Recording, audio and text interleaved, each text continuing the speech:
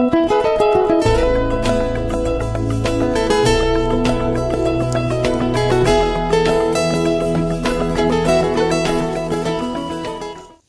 the past couple of weeks, we've talked about worries and anxiety, and last week we talked about problems.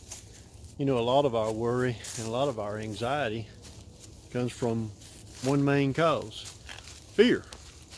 Fear of the unknown, fear of feeling like the circumstances are out of our control, or fear that things are raging around us and there's nothing we can do about it. So when you think about fears, how do we conquer our fears? Or better yet, what do we do when we're afraid? I got my little Bible back down here because I want to read you a story about the disciples and what happened when they became afraid in one of the situations that they felt like was out of their control. And this comes out of the book of Mark, chapter 4, verses 35 through 41.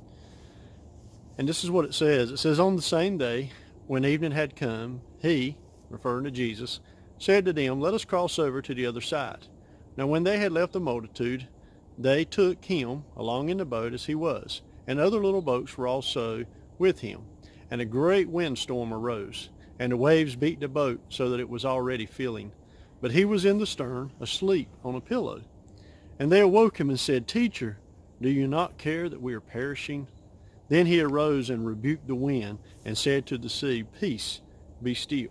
And the wind ceased, and there was a great calm. But he said to them, 'Why are you so fearful? How is it that you have no faith?' And they feared exceedingly, and said to one another, 'Who can this be, that even the wind and the sea obey him?'" You know, an interesting thing about this story is the disciples were with Jesus. They had already seen the miracles he had been doing. They already had faith in him.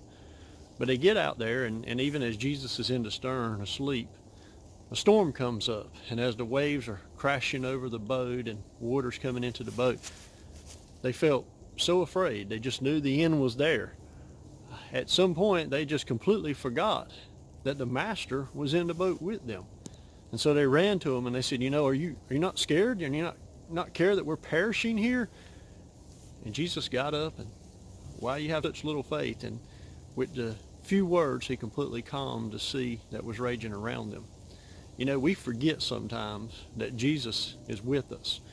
And when things are out of our control and it feels like storms are raging around us, we neglect to say, "Master, we know you're in control." It's easy for us to become of little faith, to forget that the God who created everything is right there with us in the midst of the storm.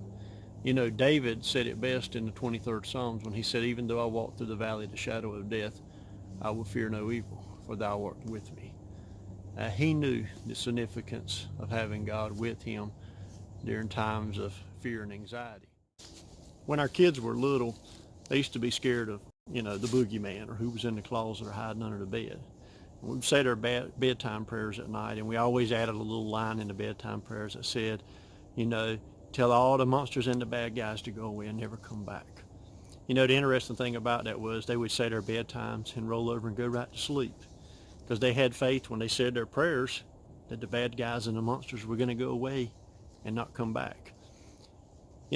We could draw off the faith of a child to know that they would say that simple little prayer and roll over and completely put it out of their mind, because they had faith that Jesus was watching over them and no monsters or bad guys were going to get them.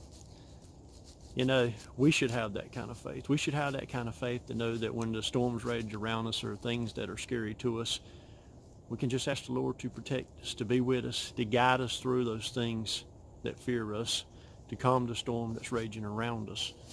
Here's a great quote that says, "Sometimes the Lord calms the storm, and sometimes he lets the storm rage and he calms the child." So regardless of what we're facing, it's important to remember that Jesus is there with us. He's not going to leave us. He's not going to forsake us. He may calm the storm, or he may just be with us and keep us calm while we go through the storm. The last verse I want to share with you comes from Joshua chapter 1. This is a great verse to write down and remember. This is verse 9 that says, "This is my command. Be strong and courageous. Do not be afraid or discouraged, for the Lord your God is with you wherever you go. God bless you.